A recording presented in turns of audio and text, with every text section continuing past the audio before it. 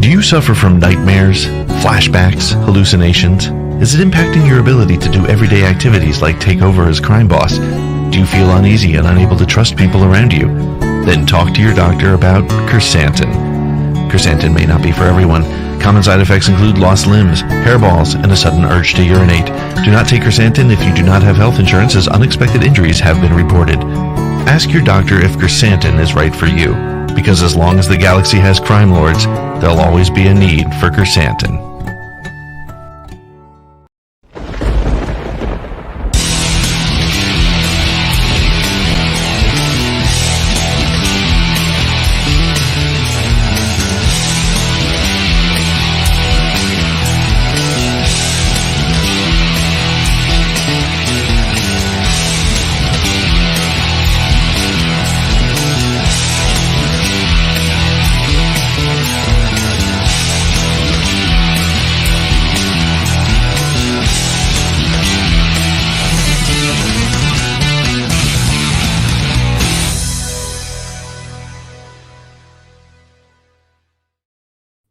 Hello, and welcome to Streaming Star Wars again. Nick, how are you? In the words of Dr. Otto Octavius, hello, Peter. Hello, Nick.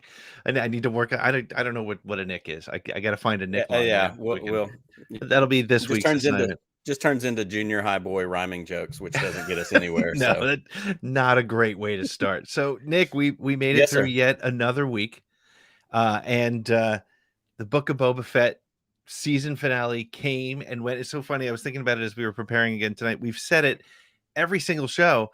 It feels like we've had that episode for like 3 weeks already. We've just done so much deep dive and analysis. Before we get into our bigger analysis with our special guest, Mitch Dyer, shortly, what was what on a scale of 1 to 5 stars? I don't know. I'm not that creative. What would you give this episode? I don't know if I'm ready for stars ratings because I feel like that's really limiting. And I think what I texted to you. So what I'm going to go with, and this is where it is. Did I like it the first time I saw it? Not especially. Does that matter? Not at all. Was it Star Wars? Yes, it was. And I'm thankful for that. And I've seen it a second time. And the line continues to move, which is what we're going to talk about. I by no means disliked it. Right. But it's Star Wars, it's fun, and there's so much stuff, honestly, packed within it that we can talk about that we get Star Wars. And we've gotten Star Wars on a weekly basis for the last 7 weeks. So I literally have nothing to complain about. And it was fun. It wasn't what I expected, but that's also okay because Star Wars isn't just for me. Right. And I think breaking expectations is a great theme that we can certainly run through tonight. And I'm with you. My first response is, as you and I texted at like 7 a.m. on Wednesday, wasn't super positive, but it's funny too because I watched it the second time in a completely different mindset, and it was great. But we'll get to all that. As if you've been following the show, first of all, Nick, who do we have in the chat with us so far tonight? I see JD, I see Matthew, I see Michael, I see Jeff, I see William. Lots of our friends are hanging out. Lots of our friends are getting in because it's Friday evening and everybody's getting off work. I know you had a crazy day at work today. I did. I also had a crazy day at work today. I literally came straight home, came straight out here because at the end of a hectic day, what better thing to do than pour a drink, which I'm going to do right now. And we've been doing this for 7 weeks now. And this is also, I have my Bad Takes and Brown Liquor t-shirt that came in the mail today. Which are on sale right now on our StreamYard site. They are on sale. And I also have I call this the pod bottle. Okay. It is a repurposed bottle that, look, there's even an Around the Galaxy sticker on that. At the end of the day on a busy Friday, there's nothing better to do than to pour a drink and sit with friends and talk about Star Wars. So cheers to you. Cheers to our live chat. Cheers to our guest, Mitch, that we're going to get to in a minute. Happy Friday. Happy Friday. And with Fridays also comes the news. So Nick, if you don't mind, I'm going to give us our news this week. It was a surprisingly busy week this week. So lots of news. I can't wait for you to do that. So let's go. Let's go.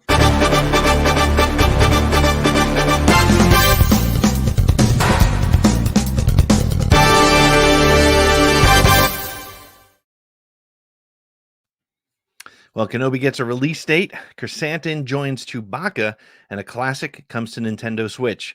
Give us 5 minutes, and we'll give you the galaxy. Well, another week, another flood of news, rumors, clickbait, and conversation. This is Pete Fletzer, and welcome to Disturbances in the Force. All the Star Wars news you need, and less time than it takes to run home and get your Rancor. So let's get to it.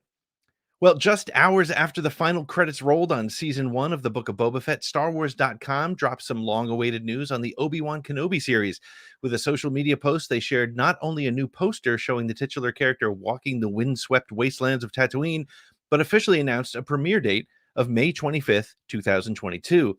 This date also happens to be the 45th anniversary of the release of 1977's A New Hope and the 4th birthday of Solo: A Star Wars Story. Not to mention the fact that Star Wars Celebration in Anaheim will open the following day. In other Obi-Wan Kenobi series news, Bespin Bulletin is reporting that actor Robert Friend will be playing a character first introduced in the animated Rebels show as part of the new live-action series.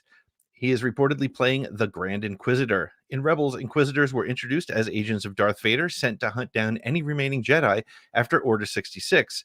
Friend will not be alone. According to rumors, actors Moses Ingram and Sung Kang have also been attached as Inquisitors, some of which were seen in the Rebel series.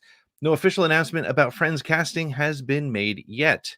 And continuing in the Kenobi theme, in a recent interview with Forbes, Ewan McGregor, who is returning to play Obi-Wan Kenobi in the series, told the publication that he is really enjoying working with Deborah Chow on the live-action show.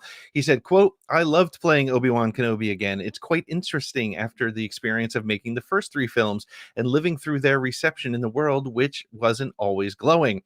He went on to acknowledge that, quote, "People who were the kids who were made the films for, to them, they are their Star Wars films. So to step back into the shoes and do a whole series about Obi-Wan Kenobi for those fans makes me really happy." Interestingly, while mentioning that a piece of news that many already know, that Hayden Christensen is returning to play Darth Vader, McGregor said, quote, "We got to play scenes together again as Obi-Wan Kenobi and Anakin Skywalker. I'm not going to give away anything else about the storyline, only that I think it's really going to satisfy Star Wars fans." The Han Solo comic series, which was announced a few weeks ago, has a release date of March 9th and will take place after the events of Solo: A Star Wars Story and before the fans met Han in the cantina during A New Hope. Mark Guggenheim, the series writer, told Comic Book Review that Han's love interest Kira, played by Emilia Clarke in the film, makes an appearance in issue number 3, and that is directly related to the concurrent comic book run Crimson Reign. He also shared that there will be an issue told completely from Chewbacca's point of view and, quote, "features a newly minted Disney Plus star, Chrysanthemum." Comic book fans will be keeping very busy this spring also because of the news of a new Obi-Wan Kenobi 5-issue series slated to drop in May. This short run is set to take place just weeks before the events of Episode 4, A New Hope. Christopher Cantwell, the writer of the series, recently told StarWars.com, quote, "Here's Obi-Wan waiting and sensing that things are about to drastically change. There's going to be some culmination of his destiny. He's searching for strength and wisdom to reinforce his readiness to face his fate." The Kenobi comic book series is expected to drop on May 4th, aka Star Wars Day. In a recent interview with the publication in Sweden, actor Stellan Skarsgård, who is playing a yet-to-be-revealed character in the upcoming Disney Plus live-action Star Wars series Andor, let it slip that a second season is already planned for the show. Through a translation of the article, he said, quote, "We start Dune Part 2 in July, and then in the autumn, it's time for the second season of the Star Wars series Andor. I do not know when they will start broadcasting it." Skarsgård plays Vladimir Harkonnen in the latest film adaptation of Dune, and there is no release date yet for the Andor series, but it's expected sometime later this year. During the Nintendo Direct live stream earlier this week, it was revealed that Aspyr is porting the classic Star Wars video game The Force Unleashed to the Nintendo Switch. This title, a fan favorite, introduced the character called Starkiller as Vader's apprentice in a non-canon storyline. It also was the entry point for actor Sam Witwer into the Star Wars world. Since playing Starkiller in the game, Witwer has gone on to become the voice of Maul, playing him in the Clone Wars and Rebels animated series, as well as voice dubbing Ray Park in his return in Solo: A Star Wars Story. The Force Unleashed will be available on Switch on April 20th, 2022. And this literally just in, another actor seems to have been added to the Ahsoka series. According to The Hollywood Reporter, Ray Stevenson will join the cast of the upcoming live-action Star Wars show in an undisclosed role. The actor was most recently seen in Vikings on the History Channel playing the role of Othir. Stevenson does have a Star Wars connection. He performed the voice of Mandalorian Gar Saxon in 2 episodes of The Clone Wars in 2020. That character, however, was killed by the mother of Sabine Wren long before the events of Ahsoka's show in the expected timeline that will be in, and that was in the episode of Rebels, which took place before A New Hope. There's still no release date for the Ahsoka series at this time. Well, that wraps it up for this week's Disturbances in the Force. Make sure to check out the ATG podcast stream for weekly one-on-one interviews with the people behind the fandom. This Thursday, Podcast of the Wills is joined by Alex Damon from Star Wars Explained. Please subscribe for regular updates. Follow us on all your social media channels at ATGcast and visit our website at atgcast.com to keep up with us, find our merch, and get information about supporting the show as an ATGcast patron. Thank you so much for listening, and may the Force be with you.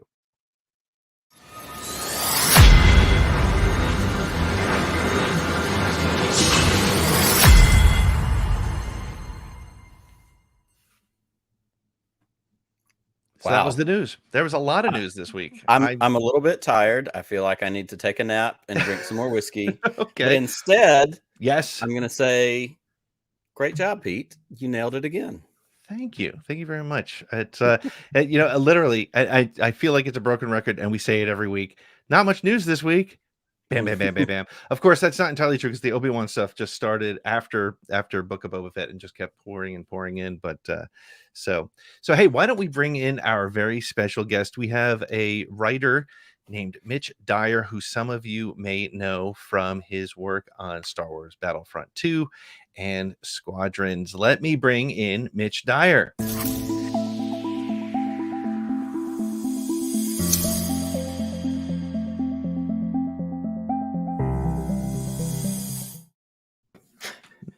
Mitch, thanks for joining us. Fellas, you built me a package. I got a whole intro. It's amazing. The production value on this show is out of control. Nothing but the best around here. Oh, man, you guys are not playing games. I love it. Thanks for having me, guys. This is great to be on your very highly praised show.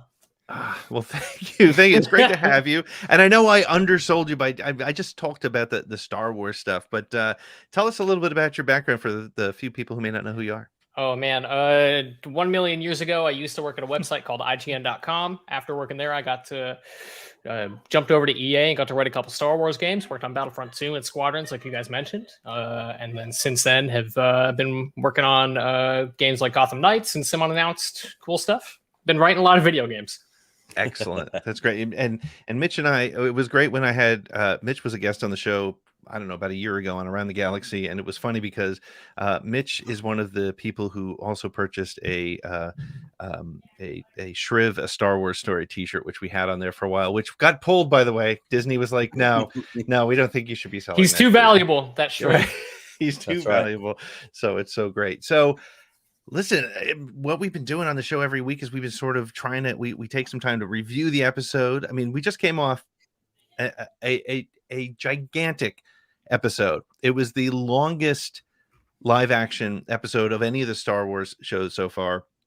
And it was jam-packed with action top to bottom. I put Nick on the spot earlier, asked him for his rating. But Mitch, what was your sort of initial takeaway? Because I think if you're like a lot of us, I think it's washed over us a couple days now. What was your takeaway when the mid-credit scene rolled? It was fun listening to Nick talk about it because the way Nick articulated it is it mirrors a lot of my own feelings with this show, which is I'm glad it exists. There's a lot of great stuff about it. There are moments I enjoyed. There are characters I love to see, but overall, it didn't click with me in the same way The Mandalorian did. And I'm sure we'll dig into a little bit about that, but I thought it was a little bit fractured at times, a bit unfocused, kind of bouncing between all these different stories that I enjoyed seeing individually, but it's been, I think that's been a challenge for the show the entire time. And my first hot take of the night, we should have a hot take bumper. I can't believe we don't. We have everything else. But my first hot take is I think they really could have gone with this as a 2-hour movie. They could have taken the Mandalorian story out because as great as it was, and the Luke Skywalker, Ahsoka, R2, Grogu stuff was amazing. It wasn't critical to the story. Had it been a 2-hour film, I can see where it might have worked because it would have been a more cohesive top to bottom story. What do you guys think about that? I think that's 2 might be a little bit short. Okay. It might be, because I do think there's a lot of stuff in here that's really cool, right? Because fundamentally, this show is meant to answer the question, what happened to Boba Fett after Return of the Jedi? Right. Because we all know that in the old expanded universe, and that's obviously what this show is built around, is a lot of the EU storytelling that a lot of us grew up on in the 80s, 90s, whenever we kind of acquired these EU stories. But asking that question, what happened to Boba Fett after Return of the Jedi, is really interesting, and the show answers that. But I think I would have liked to see it focus down a little more as well. Like, I do think that 6 hours or 5 hours is a bit long, and I would have liked to see a little more focus on the Boba Fett story. Yeah. And I'd love to follow up on that. And you said it, kind of mirroring some of my thoughts about, initial reactions, those kinds of things. As a storyteller yourself. Yeah. Because we get so many things in this. We get heavy use of flashback, which we've had tidbits of that in Star Wars. We get, a little bit in animation at times. In the movies, we get Rey grabbing the saber and kind of getting those Force flashbacks. But it's never been a framing device. It's never been a framing device, and that's exactly where I was going. So we get it as a framing device, and we get 2 specific parts of a Boba story. We get Boba in what is quote-unquote current times, him trying to figure out how to be a ruler, which, to be honest, he seems a little bit inept at. He's not great. Yeah, he's not great. But we also get the story of what we've said, what you just said. What happened to Boba Fett after Return of the Jedi? Escaping the Sarlacc pit, rescued by the Tuskens, finding that tribe. Like, there's really powerful stuff in that. And those were the things that I gravitated to in those 100%. Early episodes. And then we get Din Djarin out of the blue with an episode without Boba Fett. And I went, oh, this is the story I actually really am more into, is the Din Djarin story. And so as a storyteller, I would love to hear more of your thoughts about, like you said, the disjointed pieces and that kind of thing. Yeah, something that I think is actually really notable is, so on Star Wars Battlefront 2, right? We told the story about these original characters after Return of the Jedi, focusing on Inferno Squad. But because it's a Battlefront game and you want to deliver on everything that the Battlefront series does, right? You want to have vehicles, you want to have infantry stuff, rebels, Imperials, you want to hit all of these things. But part of that also is the heroes, right? And one of the pieces of criticism we got at launch when the game came out, and this is very valid feedback, was it was strange to go from focusing on Aiden's story to Luke, to Han, to whatever. And we knew that was true, right? But we did our best to kind of weave these stories into Aiden's story. And I think they're doing something very similar here, where for us, we had these awesome heroes for multiplayer, and we wanted to use them in a narratively coherent way that interacted with Iden Versio's story. Just like here, they want to have this Boba Fett story that engages with the upcoming Ahsoka show. And I maintain there's like a Luke Academy show or something coming. They're doing a lot of cool stuff with Luke that I'm very excited about. And I really do sincerely hope that builds toward an actual Luke story. But yeah, it connects to the Ahsoka show. We get the Mandalorian crossover. It kind of fills some gaps between season 2 and 3 of Mandalorian that now allows that season to start in a very different place than I thought it would. Yeah. Yep. Yes. So there's a lot of pieces in flux, right? Like, there's a lot of moving parts right now. There are a lot of these ongoing stories that, of course, they need to cross over. It'd be ridiculous if you had this Mandalorian show and this Boba Fett show and this Ahsoka show, and they just didn't talk to each other. It would just seem very strange to have them in the same timeline, big characters, never interfacing. So it's hard, right? It's really hard to tell a story about a central character while also having not necessarily obligations, but it is an interest in telling and serving these other stories for these other characters. And it's hard. It's a really delicate balance. And I understand why people are frustrated, and I understand why it really works for some people. It's one of those things that is just, it's not 100% my favorite thing, but it is cool. And it works for a lot of people, and I'm very happy for them. Which brings me actually to a technical question, because it was interesting while Book of Boba Fett was running, and there was specifically the chapter which featured Luke Skywalker. There was a lot of, I saw screen grabs from Battlefront 2, the Luke scene where he was I'm gonna I forgive me, I can't. When he's talking to Del Mico, right? Del was the guy I couldn't think of. There was a lot of call to that. The question I have for you, from a purely technical standpoint, timeline wise, where was that in the timeline? It was much closer to Return of the Jedi than the Mandalorian timeline. Okay, so since that's 5 years after, it was sometime between then and there. Yeah, I don't know that we ever actually got into specific numbers, because the only number that I know is that end of Return of the Jedi and the end of the Battle of Jakku, the end of the Empire, is like a year and a day Coruscant time. I think it's like 366 Earth days, basically. Okay, so it would be somewhere in that year. So it's the first year after. Okay, so that's cool. I had another question regarding that, but I can't recall what it is. Okay. Well, and I think another, just kind of pivoting, and this is some of the stuff that we talked about before you and I got on here, or before we went live, talking about story pieces, talking about the way, and I love what Certain Point of View Review said, saying for a while, the focus on cinematic universes can be harmful to individual stories. The studio gets too hung up setting things up for another show. So that came into one of my thoughts. We don't get anything that says this was a limited one-off series. They certainly left it open-ended enough that we could get a second season of Book of Boba Fett, because Fennec and Boba could go back to ruling. We get seeds planted with Cobb Vanth. Like, there's so many little things. But I almost wonder, and again, from a storyteller standpoint, to me, it felt like this was that 2.5, which we've heard it referred to a good bit, interlude that is really more designed with all of these characters to set up the Ahsoka show, Mando season 3. Like, I feel like that's its practical usage, if that's the right way to kind of describe it, more so than, we're going to get another season of Book of Boba Fett. Yeah, and I it's interesting because you're thinking about it like a Mandalorian 2.5, but yes, it's under its own brand banner. These stories are not like when people talk about Star Wars as, every bit of it is a chapter in the same book, right? It's all bits and pieces. All this Star Wars is one story, and all these individual stories are chapters within it. That is especially true right now, because talking about how connected these stories are and how much they kind of rely on each other and are vehicles for each other in a way. I think that they're all going to be required reading to understand each other, right? And we already have that with Book of Boba Fett. I think that if you're not somebody who cares enough about Star Wars to watch The Mandalorian, but you like Return of the Jedi and Boba Fett, this show is really difficult for you to get into, right? Because there's a required reading of understanding The Mandalorian and the emotional arc of that character and where he's at in that journey, and where's this tiny Yoda with Luke's got what is going on, right? That's a very specific but very different experience.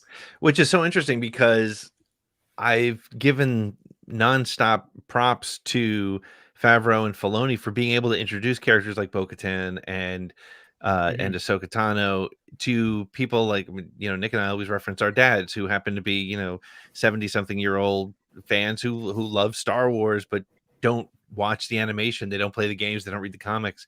And they've done a nice job with that. But you're right. It's the first time I think, and I hadn't thought of it that way, that they are really kind of relying on you to have seen Mandalorian in order to know what's going on here. Because honestly, you probably wouldn't even really, you could probably get into the beginning of Book of Boba Fett, but once things start to dig into, never mind the fact that those two episodes really, the two Mando episodes really rely on you having seen the first 16 episodes of Mando. It really, it puts you in an interesting position. And I wonder how that would be taken by somebody who's, you're absolutely right. There are people out there who are like, oh yeah, Boba Fett, I like that guy. Let me check this out. And I wonder how that hit with them. And I'm of two minds about it, right? Because on one hand, it's very challenging to tell somebody you should watch the show, but you need to watch all this other stuff beforehand to fundamentally understand what it's doing. And we are getting to that point. But for us, as big Star Wars fans who are investing the time and are immersed in it, Star Wars has never been more rewarding. Even when this show is frustrating to me, it's still the most rewarding that Star Wars has been. And I think that for a number of years, Star Wars has been very generous with rewarding fandom and you spending the time and energy to care about this stuff. Yeah, no doubt. Because the stories are interconnected. And I freely admit that Battlefront, because we were very big fans of Return of the Jedi, and we wanted to know what happened after that story. And there's different elements of Star Wars we liked. It was a Star Wars fans game, right? It's not for somebody who isn't a super fan of the series. It's right because it does require, okay, you should watch these 3 movies and you should understand these references and these locations and how these characters fit together. But it's fun, and for us as big fans of it, it's the best, and there's never been a better time. So I have to share this story with you because I think you might appreciate, especially after hearing what you're saying about being a fan of Return of the Jedi. My 9-year-old son, his entry point to Star Wars, I've said it 1,000 times, has been Clone Wars. And so he hasn't watched the films like religiously like I have. He'll watch them every now and then. Like if they're on, we'll watch them, whatever. But he's been more into the series, like Book of Boba Fett, Mando. He loves that stuff. So we're watching Return of the Jedi, and they hit Endor, and I guess his mind resets every now and then, just doesn't make all the connections. They hit Endor. And Mitch, you're gonna love this. He goes, "Oh, this is that place they were in Battlefront 2." And so, like, so for us, we're like, "Oh, cool, That's we're back Walt at Endor." Williams is Endor. Right. Exactly. So he comes into it and is like, "Oh, this is from that game that I love," which is such a cool thing. I love that. I love that there's so many different entry points for Star Wars. Yes. And even though, that we're talking about with not connecting the dots is perfect, because it is a different experience to see Endor and see the speeder bike chase and have your life changed by that. Right. And it's different, but not better or worse than somebody playing a game and like living in Endor and spending time in Endor and poking around all the tree houses in Endor. Yeah. Yep. Yeah. So it's been so wild, and but I think there is that interesting challenge. And so far, I think they've done a great job. Like I knew enough about Chrysanthemum to be like, oh, I think I know who that guy is, right? Because I read I'm not a comic addict, and I wish I kind of was. I just can't. I've just had trouble getting as into it as I could. But it was great because I knew him from somewhere, and then I went back and I did the research. As Jerry from Bombag Cast says, is it allows you to know that stuff is there, and you can go back and research it if you want to. So, and this is what I'm talking about. It being rewarding for. Oh, sorry, go ahead, Nick. No. I was just going to say I'm the same way, except I didn't even have I had no clue who BK was. Like when it showed, I was like, oh, that's a cool looking Wookiee. And then of course I went to Twitter after I watched it early that morning, and all these people were losing their mind. I'm like, oh shit, that's somebody I'm supposed to know about. And then I went and looked, and I was like, oh, okay. There's different levels of it, but it's exactly what we said. Different entry points. Like you said, Pete, using it as a reference. That's what I always talk about with Clone Wars. I'm at an age when Clone Wars came out. I was out of college. I was working. I was married. Like I wasn't paying attention to it, even as a deep cover Star Wars fan. Circling back to it now because of Rebels and because of where I am in my fandom now, Clone Wars is the thing I go, oh, I need to go watch the Mortis arc. I need to go watch the Darksaber arc. I need to go watch these bits and pieces. So it became a reference book. Yeah. Comic books have the ability to do the same thing. So for me, it was another way to go, oh, there's a whole other story here that I'm not aware of. Yeah. When I talk about required reading, it's stuff like BK is an interesting example, right? Because Black Chrysanthemum comes into the show, and you don't fundamentally need to have read the comics to understand that, oh my God, it's a gladiator Wookiee. Yes. Willingly went to the gladiator. That works in a vacuum, and that's fine. And because they add to it, and he gets to do his own thing, and he has his own role, it feels substantive and not just referential in a way that's distracting or throwaway or disposable. But with Cad Bane, I was kind of surprised to see him, because when talking about required reading, understanding his and Boba Fett's relationship in that show requires reading about episodes of the Clone Wars that did not air. Yeah. Which is just a very interesting way to, and so a theory I had coming into this finale, guys, by the way, is that Daniel Logan would appear as a young Boba Fett, and they would do that scene from the Clone Wars that Dave showed at Star Wars Celebration that never aired, where Cad Bane and Boba Fett have a duel, and dang, he gets the dent in the helmet from Cad Bane. Yep. I was convinced they were going to do this in live action. I was so certain that it was this is how you're going to do it. This is a show about Boba Fett. You're going to have Tamara Morrison. You're going to have flashbacks. You're going to have dreams of Kamino and a little baby Boba. I really thought they were going to do it. And I will say, so I was with Tatooine Sons, David Jesse. I was on his show on this morning, in fact. And one of the things we talked about was missed opportunities. And look, I mean, Star Wars, you can always say there's missed opportunities. In fact, people love to harp on those and get clout on Twitter for their quote unquote missed opportunities. But for me here, that was one of those really interesting things. And I'm glad you brought up Cad Bane, because the relationship that Boba and Cad Bane had, knowing that relationship made those last two standoffs mean a lot, right? I think it made them mean anything, because I don't think if you don't have an understanding of their relationship, it's kind of just two gunslingers, one of whom you just met for the first time. But Boba seems to have this deep history with and almost a rivalry. Right. So it just, I feel like that's so even strange. if for the one line, I'm not a little boy anymore. Yeah. Which expects you to know a lot, right? So this is where the missed opportunity was for me, because they did show Camino, because they did reflect all the way back to him as a child. You didn't even need to show Cad Bane in episode 2, but it would have been cool to have a flashback of seeing those boots and hearing that voice, teaching him how to shoot, or something very simple. A little 3-minute flashback would have made that ending mean so much more to people who don't know that history. And as you said, the big history never was seen on screen. So we're all relying on, if you weren't at Star Wars Celebration and saw that scene, which I wasn't, I'm relying on people on social media telling me to go find it on YouTube somewhere, because to know about it. And that's a deep cut. And that's big time. That's a challenge. And so again, it makes me wonder, for people who aren't familiar with it, how did that scene play? Did it play like Ahsoka showing up in the Grogu episode of Mandalorian, where people like my dad was like, I don't know who that was, but that was pretty cool. And I'm like, oh, you have no idea how cool that was. Exactly. Did it have the same ring, or was it just the bad guy from the last episode? And both of those experiences are valid, right? Like it's not a problem by any means to not have. Right. If you haven't done your homework, that's completely fine. And I would never say you're having a lesser experience if you're like, oh, I didn't know about that episode that you're talking about. Right. Like, that's ridiculous. And the show, honestly, it will be more than the weekly conversations and the speculation, and it will be remembered for what it is and the story that it's telling and the order that it told it. Yeah. Right. So I think that on its own two feet, it just works. Yeah, I don't know, man. Thoughts getting away from me. Sorry. Well, so many thoughts about this show. They're just bouncing around. As you're saying that, it hits me, because my dad's the same way. And Pete and I have talked about this 100 times. And if this was a drinking game, you'd have to take a drink right now, where I tell the story about last season when Ahsoka showed up. And on occasion, my dad he doesn't call me every week to talk about the most recent episode of whatever the show is. But that week he called and he was like, I like that Jedi with the 2 lightsabers. She was cool. And I was exactly, my words were, you have no idea how cool. Yeah. You know, he called me after the Cad Bane episode, the first episode, and he goes, so who's the blue guy? Like, that was his question. Yeah.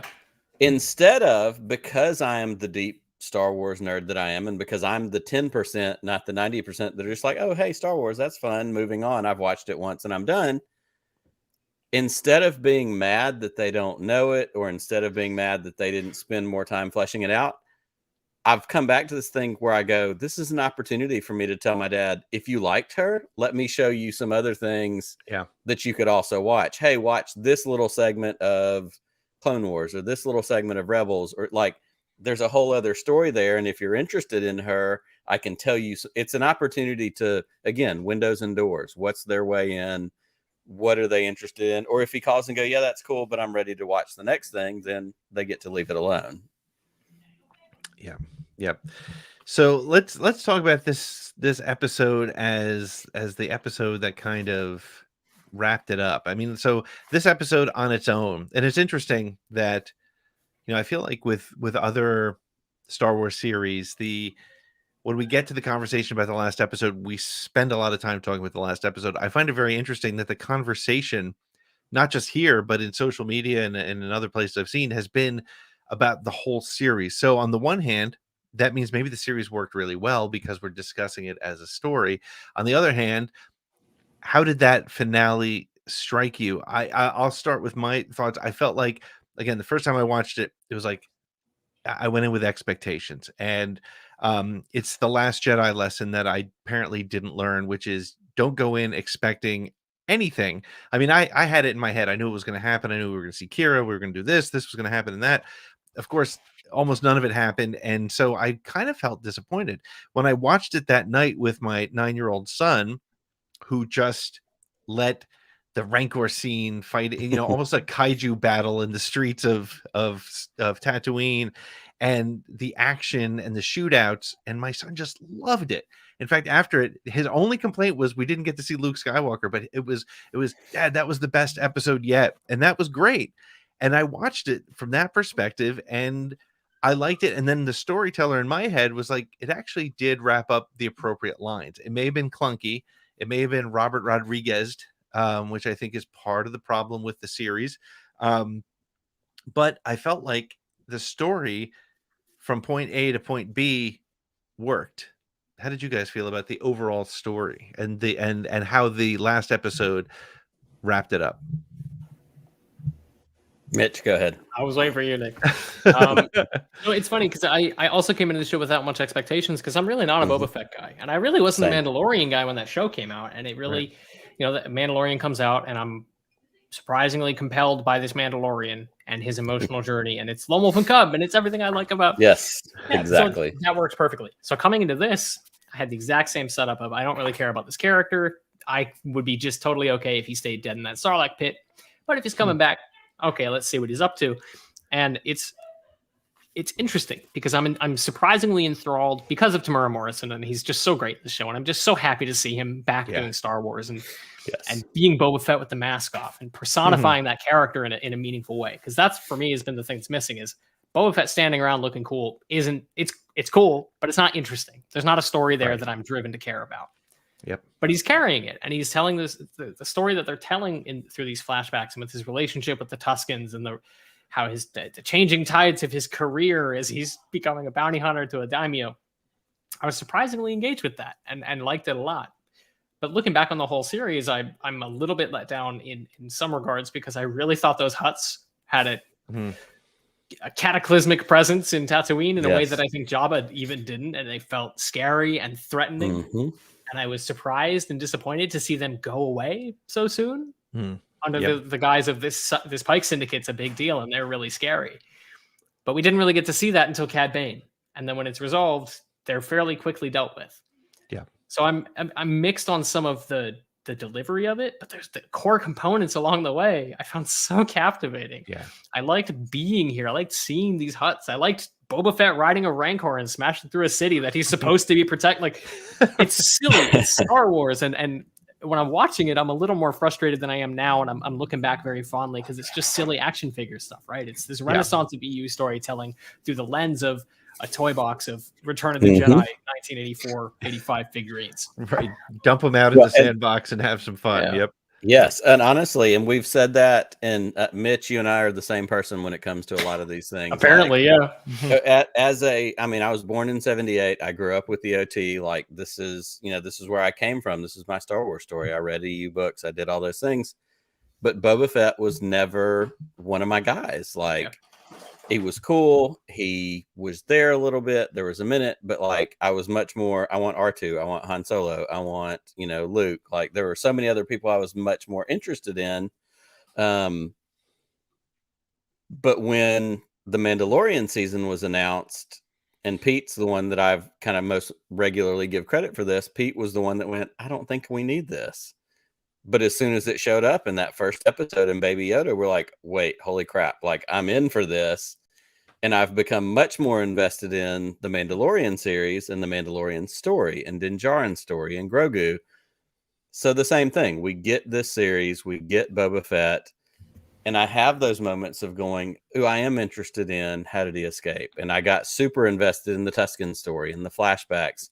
And what I kind of said probably halfway through this series and while we were doing the show on Friday nights, the parts of Boba Fett that I was most interested in were not the parts that were set in the present day. I didn't care about him ruling with respect. I didn't care about, we got fun stuff in it.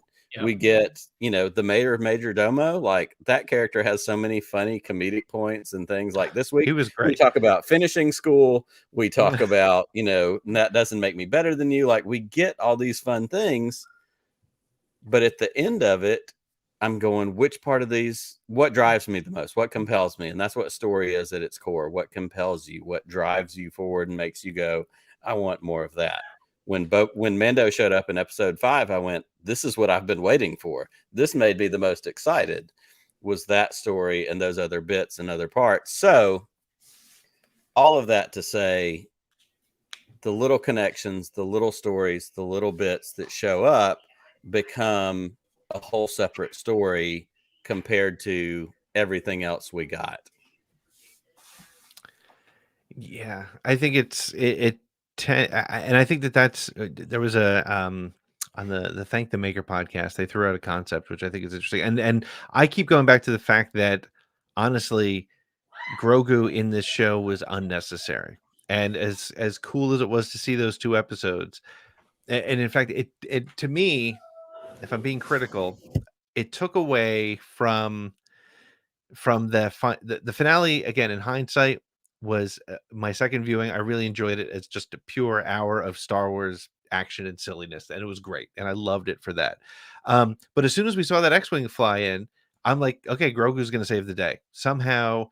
Grogu's going to save the day. Now take Grogu out of it and give us 5 straight episodes of Book of Boba Fett, end the story the way it did, and then people are like, well, what's chapter 6 going to be? And you do 2 bonus episodes of Mando. How do you think that affects the sort of the zeitgeist of the Star Wars fandom if they did it that way? It's crazy thought. Crazy thought. Because I'm not so sure that the Grogu Mando connection was necessary for this to work. Yeah, and I think for me, what stands out is it's so strange to me to have season 2 of The Mandalorian end with this heart-wrenching separation between Din and Grogu, and to have their reunion, the cathartic reunion between these separated guys who they've been apart for however long they've been apart, to have it happen in the middle of an action scene in somebody else's TV show feels so bizarre to me. Because now The Mandalorian season 3 will just open with them already on adventures. Right. Which is what I'm talking about when I say it's a bit of required reading, right? Like, you now need to have seen this show. Regardless of the order of the episodes and where they fit, I do think that maybe putting them at the end, Pete, to your point, I don't know that it would have necessarily worked for the story they were telling, but I do think in terms of transitioning from one story to the next, that might have been a more elegant way to do it. Do you think it was important, though, to have Grogu, and I mean, it makes sense to have Mando there, right? Because obviously that's going to lead to a bigger Mandoverse story that includes Boba Fett, this 100%. Relationship that they built. But I'm not sure that Grogu being a part of it was necessary. And I think that's kind of where my challenge is, because I think they could have told the same story without Grogu. Yeah, and I'm not in the business of saying that people should have told the story a different way. That's not at all what we're saying. But I do think it would have been more interesting to spend time with Din Djarin away from Grogu. Right, here's what he's doing in the absence of this child he just surrendered, and what he's getting into is a bunch of trouble that he probably shouldn't be.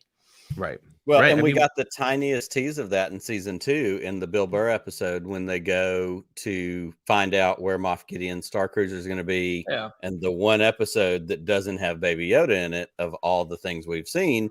And it felt like, is this a tease towards what could be coming in the future? Could it be, some other thing? Well, and they talked about, like, he's got to go to his, like, fancy bath on Mandalore. And yes, like, they were setting up all this stuff that he needs to go do, but he's not going to do it now. That's a later thing.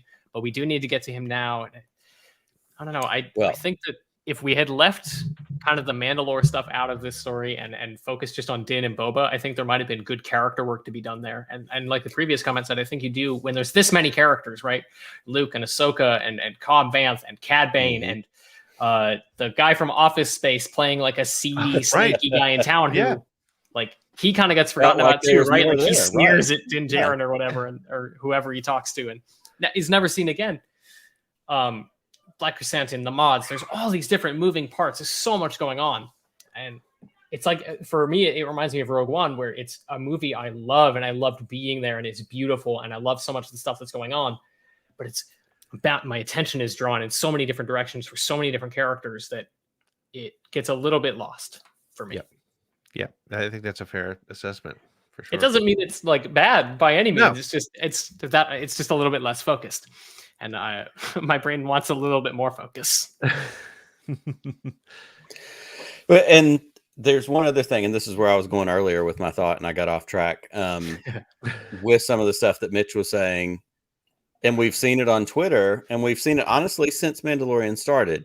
Jon Favreau and Dave Filoni are those of us that grew up in the 80s with Star Wars, had these toys, and these were this episode, and it helped me in that second time I watched it, and as I continue to look at, there's these fun action things. And of course, we've seen all the ridiculous outcry about the spin that Scad did.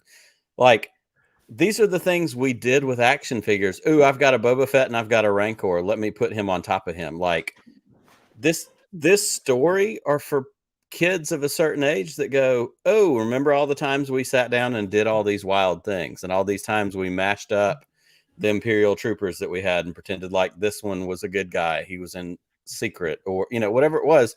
Like, it's an opportunity for imagination, which is a key part of storytelling, is going, hey, what if it was more than just the thing we got in the movies? What if it was more than just, you know, X, Y, and Z? And we get that. We get, you know, I joke about the Crocodile Dundee moment where Baby Yoda puts the Rancor to sleep. You know, we have the Godzilla moment where the Rancor climbs the tower. Like, we have all these different things because it's fun and it's storytelling and it's imagination. And, you know, yes. And I think we said at the very beginning, and Pete, you and I've said it all week, half of my issue comes from just the expectation game, which goes to Mitch's tweet about, you know, expectation versus what we get, and kind of setting ourselves up to feel a certain way before we've even got it. Yeah, Nick, Mitch, what's your perspective on that? I mean, you did tweet about it. I'm very curious as to where you go with that and what your thoughts are on expectation going into these things. It seems like it's probably the biggest reason to be let down. And at a point, right, and then we're at I'm sorry, before Mitch answers, we are at an inflection point. We have Kenobi now announced with the release date. We have Andor on deck. We have Ahsoka that's getting started filming. We have all these things that are coming forward, and all we ever do, it seems, is create expectations and go, oh, it's going to be this, and oh, it's going to be that. I, as a predictor, and we've done this a million times, I'm never right. And I should just stop making predictions and just shut up and enjoy what I get. But I think that's an important distinction, Nick, is that when you're wrong, are you upset about it? Are Not you at all. angry that it Not didn't at go all. your way, or furious Not that at all. Robert Rodriguez should have made different choices?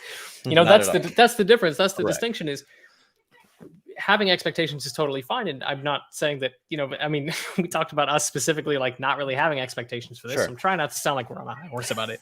Because having expectations is totally fair, right? Boba Fett means a lot to a lot of people, and there's a litany of material available to people to consume that built this character up in a certain way, right? So for him to not quite be the hardened badass that he was in the EU novels, I get that there's a separation between what he actually was and what he actually is. That can be frustrating. And I'm trying to remember what provoked that me to respond with about that expectation of the story, but I think it was because people were theory crafting, like, oh, it's all going to build toward Kira, right? Kira from Solo is going to come out. Lots of Kira, a little bit of Thrawn. Yeah, and it's interesting, right? Because this is, it's just Star Wars. One of you guys had mentioned, Star Wars has always inspired our imagination, and it kind of ignites that childlike wonder, and that's why we always come back to it. And in a show where Cad Bane returns from the Clone Wars, and Luke Skywalker is fist bumping a baby Yoda, and Black Chrysanthemum's crossing over from the comics, and Ahsoka is there, and you know, all these interconnected characters, and she was also in the Bad Batch, like tons and tons of stuff, right? Anything feels possible. Yes, everything is on the table. So it's fun to theory craft about this stuff. It's fun to theorize that what if Kira from Solo comes in, because that's they ended on criminal syndicate stuff. 100% get into some Crimson Dawn stuff. I think people sometimes set themselves up a little bit for failure, though, where the expectation about what the story might be about is, my camera is going very blurry. Sorry. The expectation about what the show might be about versus the intentions of the story and where they're trying to take it. If those are at odds and causing deep emotional problem for you, like angrily, I don't understand that. I don't relate to that. Well, I think you bring up an interesting point around the creation of expectations, because it's Star Wars kind of seems to invite that, right? It seems to invite theory, and but I'm gonna take a bigger step back and talk about it more from a fandom perspective. Game of Thrones, you can argue all day about how well or poorly the final season was executed, but man, Game of Thrones was all about people's theories and making connections and this and that, and some of them happened and some of them didn't. And when they didn't happen, to watch social media explode about why it was wrong that it didn't. Yeah. I think this is a place that we need to be careful. And again, as I said at the top, I set myself up, and I should have learned from Last Jedi, because when I walked into Last Jedi, I thought for sure I knew what that movie was going to be about, and I walked out disappointed. But then I've gone back and I realized it's one of the best written Star Wars stories, in my opinion, that there is. And again, watching this particular episode, which, we did a Twitter space, which had, 100 people hanging out, giving their Star Wars, their Book of Boba Fett theories. And every one of those theories was wrong. I mean, in fact, if anything, I think we've learned that it's not going to go, like, theorize all you want, but just know that that's not what's going to happen. Like, sort of, I would argue that in an event where everybody's theorizing and everybody's wrong, and some of them are saying, but it's bad that I'm wrong. Right. I'd argue that it's really good that nobody got it right, because it means you couldn't tell where this was going, and that makes it interesting. Even if you don't agree with it, even if you're frustrated by some of it, which I mean, we all have. Not everything is going to make everybody happy. We all know it. It's fine. And to tie all of our missed predictions into exactly what Pete's saying, especially with The Last Jedi, that very famous line, "This isn't going to go the way you think." That's what Luke Skywalker says. Right. And I love the meta narrative of that movie, and that's really is why it's probably my second favorite Star Wars movie of all time, because there's so much in all of it. It's speaking to us as Star Wars fans. And I saw the meme just earlier this afternoon of the two people like fighting each other on a front lawn and the third person sitting behind them eating popcorn. And all three of them are labeled as Star Wars fans. And we're going, this is what it is. Two of us are fighting each other because we're pissed about something. The third one of us is just sitting there going, what are we talking about here? Man, I'm in a text thread with some other Star Wars writers, and we all talk about, games we're playing, Star Wars stories as they're happening. And it's interesting just seeing how different people respond. And it's like, oh, this week I agree with this guy, and next week we're both against that guy. And it's just fun, man. It's like, I don't know, because we all come into it with different expectations and different experiences, and that shapes what you want. And our personal experiences shape half of that, because where I came into Star Wars is not where Pete came in or where Mitch came in, but we also find the common ground in the middle of the core elements of any of those stories.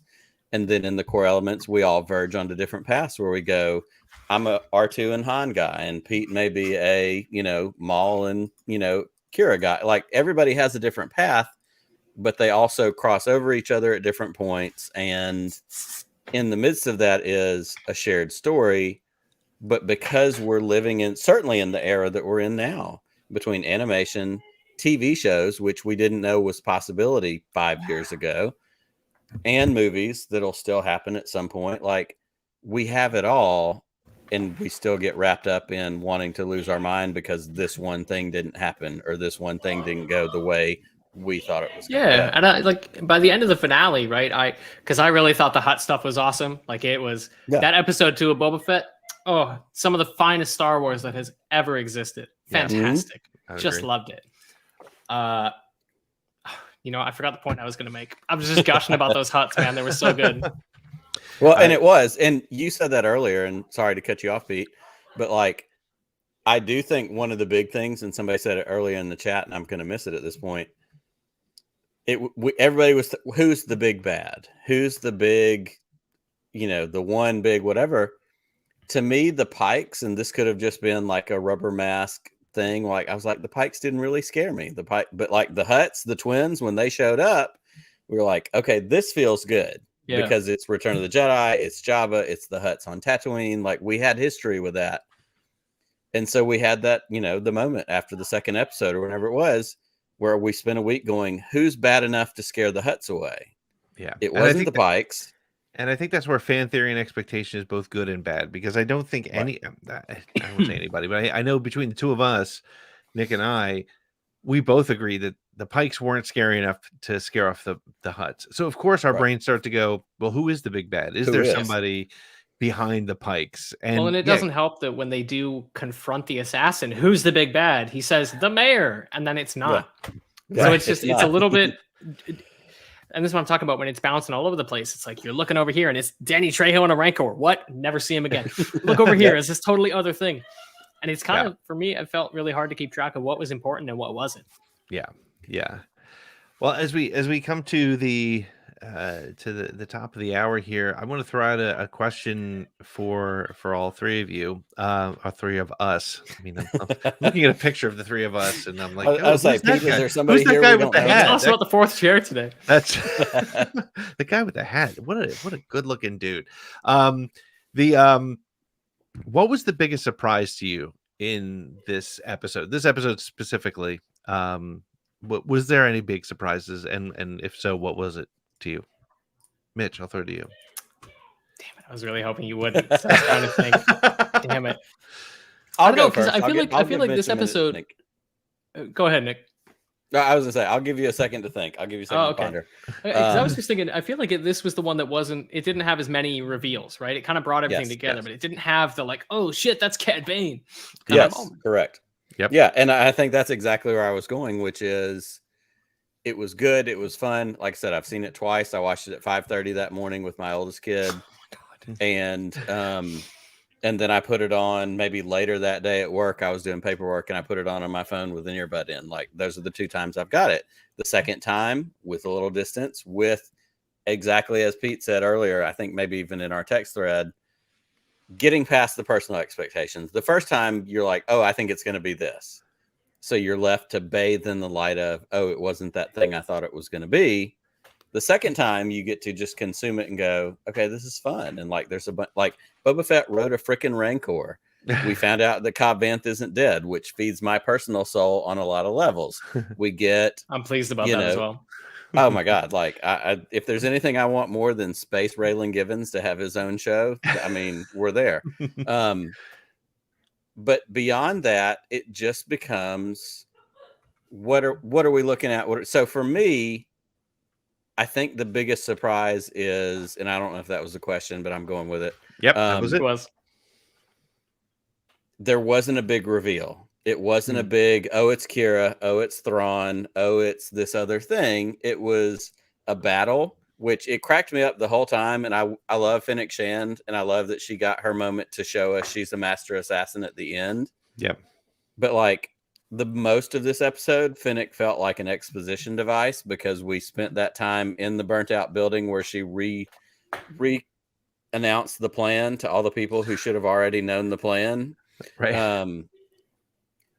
But it was, there's no, like, it's literally their army, the army that they built before the Freetown people showed up was like 11 people. You know, we have BK, we have Boba, Din, Fennec. We have like 6 mods, and that's their army. Like, oh, we're good. We're ready against 1 million pikes. So for me, the surprise was there wasn't a bigger payoff other than, oh, Cad Bane showed up. But okay, that ended. We saw that. And we knew he was coming. Yeah. Yep. Yeah. Oh, there's no question. So my surprise was not a bigger payoff. It was just a whole bunch of pikes. I'm going to bounce off of your note there about Cad Bane and say that for me, the biggest surprise was the death of Cad Bane, right? Okay. Dave Filoni killing one of his characters, man. That's really notable. That's a big deal. He's like a named character. He's got arcs about him. He had a season about him. Cad Bane's a dude, man. That's a character that matters. And what I hope that means is that nobody's safe. Yeah. It means that Thrawn is out there and might die. And Ezra is out there and might die. And Boba Fett probably won't die, but maybe, it just Cobb Vanth, he'll get modded eyeball, he'll be fine. Yeah. But it's interesting to see characters like Cad Bane come out and have events of consequence happen to them. Because for Boba, right, it felt to your point about it not being surprising, it felt like this episode delivered on everything that it had intended to do. Coming back to expectations and the intent, this show intended to put these pieces in place and have an action figure explosion fest at the end, and it did, and it was awesome, and it was super fun to watch. And it didn't resolve the stories in ways that I thought it would, or that I found as satisfying as it could have been, but it was fun. Yeah. But for Cad Bane to die gives me a lot of hope about some interesting stuff potentially happening as a lot of these characters come back into the fold in this timeline, with all these stories happening 5 years after Jedi. Yeah. I hadn't thought of it that way, but I think you're right. I think that is one of the critical things. I mean, I've said it before. When the Razor Crest was destroyed, which was essentially a character in the show, Yep.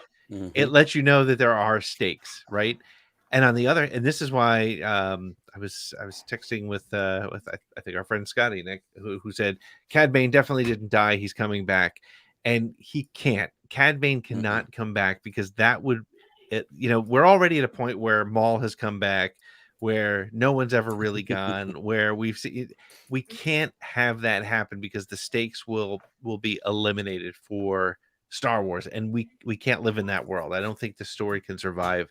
It's a very fine line for those kind of stakes. Yeah, it really is. And so I was surprised that, especially because Cad Bane has a history of, slightly losing a battle and then flying away, getting out of it. And this was the time he didn't get out of it. And so I think you're right. I think it's critical that they keep things going. I guess the last question for the night would be, because there is, I mean, even Ming-Na Wen today tweeted, I'm just making an assumption that there's going to be season 2 or something like that. Or I said, of course, it's the season finale. I'm hoping for a season 2. There has been no season 2 announced. Do you think we get a season 2 of Book of Boba Fett? I'll start with you, Mitch. You're muted, I think, or something. I know how to technology, boys. I think we do, because I don't think the Boba Fett story is complete. I think that this really felt like a step 1 in a way that I wasn't expecting. I really thought this would be more of a limited series kind of approach. But Boba, I don't know if it was the intention for him to be a bad daimyo, like we were kind of joking earlier, right? But like he lets a lot of people die, and like nobody of like consequence on Boba's team dies, right? Like it's like extras in the mods, and then it's like the Gamorreans. And it's like none of the named characters die, but he built up this group and got them kind of decimated, destroyed a bunch of the town. Like he succeeded, but he's learning. He's kind of being a bit of a dope as a bozoing around all over Mos Espa. But I think that seeing what happens from there in season 2 is important, because otherwise Boba just kind of bumbled around and became a daimyo at the end. It's not a terribly satisfying return to form for this character. Interesting. So as a chapter 1, I think this is a fun place to start, but I don't totally know what Boba Fett's story is yet. Yep, I would buy that. Nick, I what do think you it think? needs a season 2. Absolutely. Well, and here's what she said. Here's what Ming-Na said. She said, everyone jumped to conclusions when I called it the first season. What else would I call it? To clarify, it doesn't imply there's a second, but I'm keeping my fingers crossed. Enjoy all the chapters of Book of Boba Fett. Her press people got to her after she tweeted something like, Ming, you got to get back out there. So hearing what Mitch said, I don't feel like we needed a second season, because I think it created the opportunity to set up Mando 3, Ahsoka. Like we have all these other avenues, the Luke thing. We haven't really even talked about that. Like at the end of Mandalorian season 2, when Luke showed up, I made stupid, bold predictions because I've been literally wrong on every one. And I said, we're not going to see Luke Skywalker again. That was a one-off, unless it's like a hollow projection or whatever. We get an entire episode that was like half of it was Luke Skywalker running, jumping, flipping, improved on the CGI. Like everything's on the table at this point. Like I can't say no, there's not going to be anything. But yeah, Boba and Fennec walking through town and him making the joke about, paying off, having to bow too much. To be the right. Yeah. All this stuff. Everything's on the table. So it certainly can be there. We also know that marketing and money plays a part of this equation, and people that would tune in and people would whatever.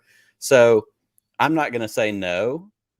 I'm going to say Nick Milky personally, like I don't need that, because I think it sets up a bunch of other things, but also why not? Why not find out how he does as, the actual ruler, actually runs people off the planet?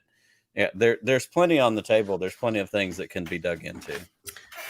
The 1997 video game fan in me desperately wants them to do season 2 as Shadows of the Empire. I have wanted the Fallen and the Black Sun for so damn long. Yeah. And you're going to do a crime show?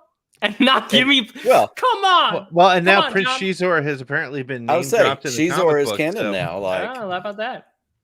Yeah, so that would be fun. And as a Godfather mob, like there was a part of me that thought, oh, we're getting a Tatooine real mob show, and we got like the setup, and Boba ended up being a little more Fredo than he was Michael or somebody else. But that doesn't mean that they don't have the opportunity to still go out and do more of that. So I mean, again, everything's on the table at this point, and I'll take everything you give me. And I'll watch everything they produce. So why I'm talking about it? That's the thing, man. Is like last couple of days as I've been like grumping about like, I wish they had done this, or I wish they didn't have the Mando stuff, grumping about it. But now I'm just like, whatever, man. Like it's just cool that there's Star Wars and there's all these different kinds of Star Wars. No. Yeah. Well, I mean, I tweeted today. I'm going to read my own tweet because that's where I am right now.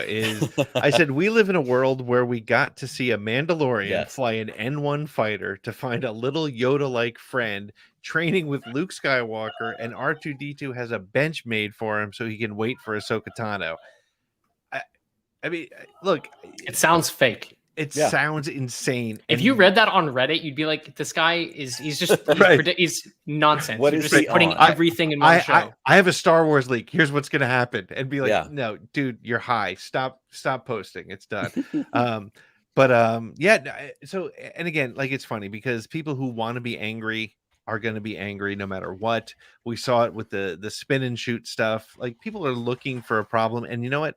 Mitch, you're 100% right. Like you got to just blow those people off and just be like, let's just have fun with this. Yeah. Is it? And Star Wars, honestly, you have to leave you have to suspend a great deal of disbelief and just go in and have fun with it. And once you start over analyzing it and over nitpicking, you're going to kill it, and you don't want to do that. And I think there's just enough fun stuff happening.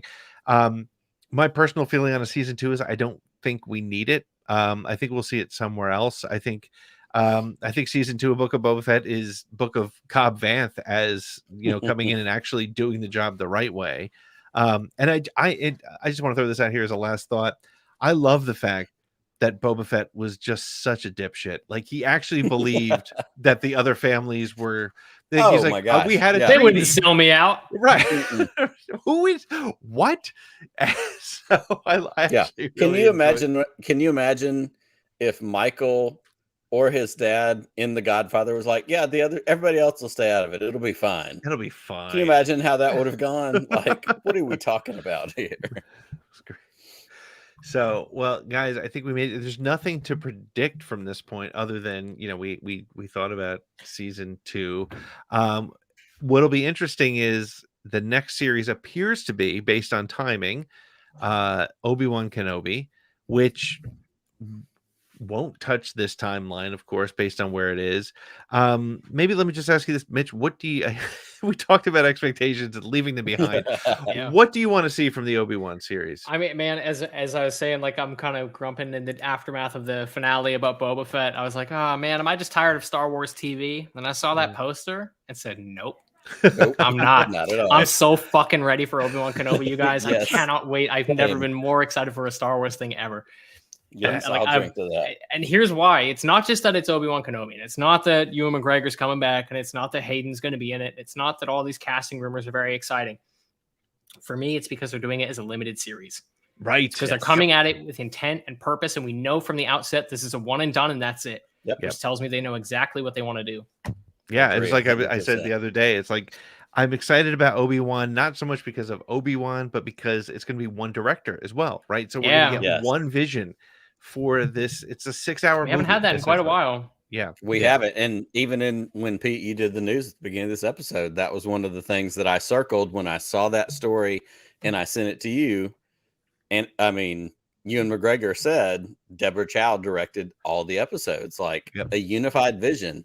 And going back to the sequel trilogy, that's been one of those conversations between JJ and Ryan. And what if Ryan had done all 3, or what if JJ had done it's interesting to see. And I love the different perspectives that we've gotten, because the Robert Rodriguez Star Wars stuff doesn't work for me personally. Yep. Because I think Robert Rodriguez is not my personal style, but that doesn't mean that Mitch doesn't love it, or Pete doesn't love it, or somebody else, a million other people don't love it. But like Bryce Dallas Howard's Star Wars episodes, here for it. The Steph Green Star Wars episode of Book of Boba Fett, like I'm here for it. Like, so good. I want those things to be involved, but I'm also super interested in a unified vision. Exactly like you said, a limited series, one person, 6 or however many episodes it's going to be, following a set path that they've went. This is what this story is going to be. Can't wait for that. Yeah, it's going to be something else.